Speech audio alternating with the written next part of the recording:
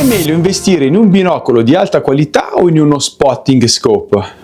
È una delle domande che mi fanno spesso sia sul sito che durante le consulenze, soprattutto ragazzi quando si parla di strumenti che sono nelle fasce medio-alte e che possono avere anche dei costi molto importanti. La risposta corretta però non è né uno né l'altro, dipende infatti da come osservate. Un caro saluto a tutti e benvenuti nel canale dedicato al mondo degli strumenti ottici digitali per osservare il cielo e la natura. Io mi chiamo Pier Giovanni Salimbeni e mi occupo di divulgazione e test di strumenti in questo settore ormai da molti anni, pensate dal 1997. Oggi quindi non vi parlerò di un prodotto specifico, ma cercheremo insieme di capire quando ha davvero senso usare un binocolo o quando invece un telescopio da osservazione, in base al tipo di osservazioni che farete voi. Per rendere quindi il discorso concreto utilizzerò due strumenti al top della gamma che vedete qui con me e che molti di voi conoscono già perché sono stati presentati e testati in passato su binomania.it su questo canale YouTube. Un binocolo come lo Zeiss Victory SF8x42 e un telescopio da osservazione naturalistica come lo Zeiss Arpia 95. Questo non per giudicarli di nuovo, ma per usarli come esempi pratici e spiegare due approcci completamente diversi nell'osservazione naturalistica. Quindi ragazzi, sedetevi comodi, scusatemi per le luci e magari qualche problema ogni tanto con la messa a fuoco, ma mi trovo in un capanno galleggiante per testare dei prodotti e quindi volevo prendermi una bella pausa con tutti voi. Iniziamo subito dopo la breve sigla, a tra poco!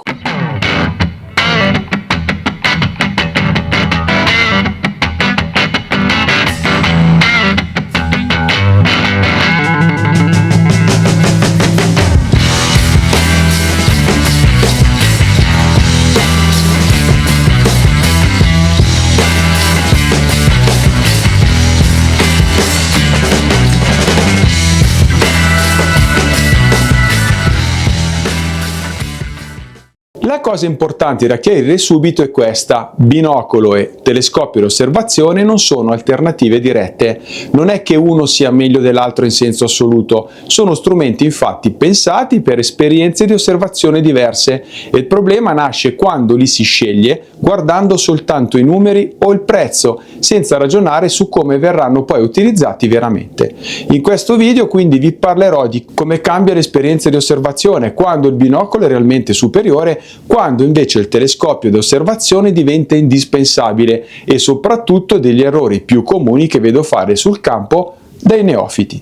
Se state valutando quindi uno di questi strumenti o vi siete già chiesti almeno una volta forse ho sbagliato acquisto, questo video spero vi sarà utile. Per capire davvero la differenza tra binocolo e telescopio di osservazione bisogna smettere di pensare agli strumenti e iniziare a pensare all'esperienza osservativa. Il binocolo nasce infatti per un'osservazione naturale continua, è lo strumento che prendete in mano senza pensarci, che vi permette di guardare, spostarvi, tornare sul soggetto, seguire un animale in movimento. Con un binocolo come lo Zeiss Victory SF8x42 l'osservazione è immediata, due occhi, campo visivo ampio, immagine stabile, non dovete impostare l'osservazione, dovete semplicemente osservare. Lo spotting scope invece nasce con una filosofia completamente diversa, non è uno strumento da usare in modo istintivo, ma è uno strumento di analisi. Infatti un telescopio come lo Zeiss Arpia 95 entra in gioco quando il vostro obiettivo non è più guardare, ma capire che cosa state guardando. Quindi tutto cambia, vi serve un treppiede, serve tempo, serve una posizione corretta per il lungo periodo. Lo spotting scope infatti non perdona fretta e soprattutto improvvisazione, ma quando è utilizzato nel modo coerente permette di arrivare comunque a dettagli che con un binocolo restano semplicemente fuori portata. Il punto chiave è questo: il binocolo accompagna l'osservazione, lo spotting scope invece rallenta l'osservazione e la migliora. E questo non è un difetto, anzi è proprio questa differenza che spesso viene sottovalutata quando si sceglie uno strumento basandosi soltanto sugli ingrandimenti o magari sulla scheda tecnica o ancor peggio sul prezzo. Molti pensano infatti che lo spotting sia automaticamente meglio perché ingrandisce di più. In realtà, se non si ha il tempo, non si ha la pazienza o il contesto giusto, uno spotting può risultare ad esempio più limitante di un buon binocolo. Quindi prima ancora di parlare di prestazioni, la vera domanda che dovete porvi è questa: come osservo? In modo fluido e continuo, in movimento, oppure in modo mirato da lontano in maniera più analitica? Quando il binocolo quindi è davvero la scelta migliore? Allora, ci sono molte situazioni in cui, senza troppi giri di parole, vi dico che il binocolo è la scelta migliore, anche rispetto a strumenti più complessi e costosi. Il primo caso, ad esempio, è l'osservazione prolungata. Quando osservate per mezz'ora, un'ora o più, la visione binoculare infatti fa una differenza veramente enorme. Utilizzare entrambi gli occhi che cosa comporta? Riduce l'affaticamento, rende l'immagine più naturale e permette comunque di restare concentrati più a lungo. Un binocolo come lo Zeiss Victory SF 8x42 nasce proprio per questo tipo di esperienza. Osservazione continua, osservazione fluida, senza interruzioni. Non dovete montare nulla, non dovete regolare continuamente gli ingrandimenti, non dovete continuare a preoccuparvi della stabilità del treppiede oppure dell'arrivo della turbolenza. Il secondo caso poi è l'osservazione di soggetti in movimento, quindi rapidi, come uccelli, mammiferi, in generale animali che cambiano rapidamente la posizione. Quindi qui il campo visivo e la rapidità di utilizzo contano veramente molto più rispetto al dettaglio estremo. Con il binocolo infatti potete perdere il soggetto, ritrovarlo subito e poi seguirlo. Con un telescopio da osservazione invece, nella stessa situazione, spesso finite per cercare il soggetto invece di osservarlo. C'è poi un altro aspetto che viene spesso sottovalutato, che è la postura, quindi la posizione d'osservazione. Con un binocolo osservate in piedi, di solito in modo naturale, senza costringere il corpo. Talvolta con lo spotting si osserva da seduti, osservando in piedi comunque dovete avere un treppiede molto robusto. Questo sembra un dettaglio, ma sul lungo periodo vi assicuro che incide tantissimo sulla qualità dell'esperienza visiva. Per questo motivo, in molte situazioni naturalistiche, in realtà un buon binocolo permette di vedere di più, non perché ingrandisca di più, ma perché vi consente di osservare meglio. Ed è qui quindi che nasce uno degli errori più comuni, ossia pensare che il telescopio da osservazione possa sostituire completamente il binocolo. Il telescopio infatti diventa indispensabile quando l'obiettivo della vostra osservazione non è più semplicemente guardare, ma quando dovete identificare con certezza.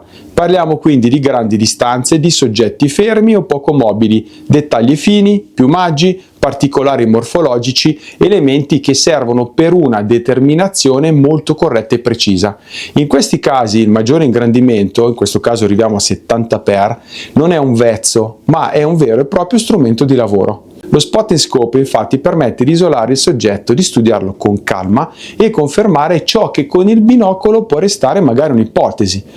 Ovviamente questo tipo di osservazione richiede un approccio diverso, serve un supporto stabile, come vi ho detto, una posizione corretta e soprattutto magari più tempo a disposizione. Il telescopio da osservazione quindi non è lo strumento da utilizzare al volo, è lo strumento da usare quando sapete che vi fermerete a osservare con criterio magari soggetti a distanza.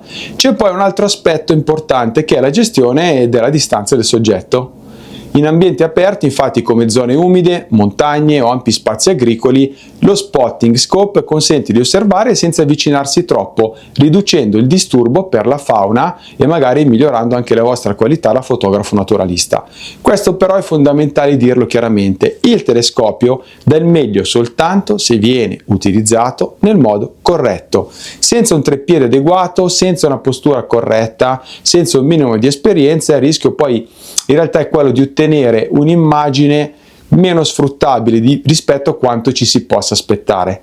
Quando invece si accetta la sua natura, osservazione lenta, mirata, molto analitica, lo spotting scope diventa uno strumento veramente insostituibile. Arriviamo adesso a una parte importante, perché molti problemi non nascono dallo strumento in sé, ma da come purtroppo viene anche utilizzato e scelto. Il primo errore che vedo fare più spesso è scegliere basandosi soltanto sugli ingrandimenti, non so, 60-70x. Molti pensano che più ingrandimenti significhi automaticamente più possibilità di osservazione. In realtà, senza stabilità, senza campo di vista, senza comfort, l'ingrandimento diventa un limite, ma anche ad esempio d'estate con la turbolenza. Un secondo errore poi è pensare che un telescopio di osservazione possa sostituire completamente il binocolo. Un altro aspetto molto sottovalutato è il supporto. Infatti uno spotting scope appoggiato su un treppiede leggero, non è questo il caso, o instabile, non può esprimere le sue potenzialità. Questo quindi porta molti utenti a concludere a torto che lo strumento non renda come dovrebbe.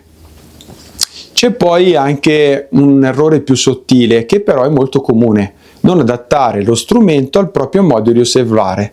Infatti chi ama muoversi, esplorare, osservare rapidamente, avete già capito, soggetti diversi, spesso soffre con strumenti pensati per un'osservazione più statica.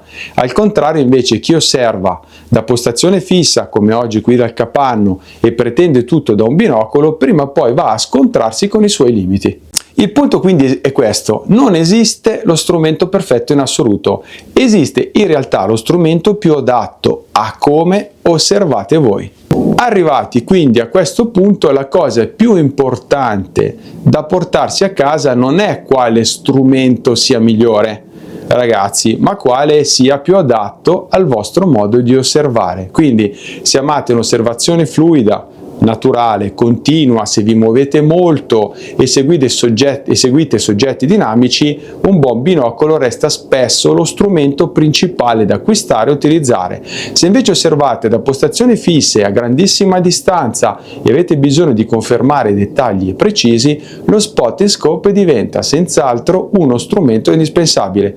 Molto spesso, infatti, la soluzione ideale non è scegliere tra uno o l'altro. Se potete, comprateli tutti e due, ma capire come integrarli. Quindi binocolo per esplorare, orientarsi e osservare per molto tempo. Lo spotting, quindi il telescopio da osservazione, per analizzare, identificare e confermare quello che avete percepito col binocolo.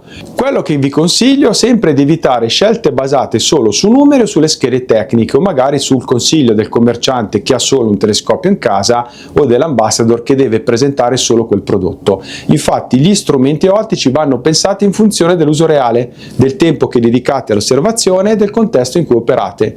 In questo video ho usato gli strumenti che molti di voi conoscono già, come lo Zeiss Victory SF8x42 e lo Zeiss RP95. Vi invito a rivedere le video recensioni su Binomania. L'ho fatto non per rivederne il giudizio, ma per spiegare due approcci diversi all'osservazione.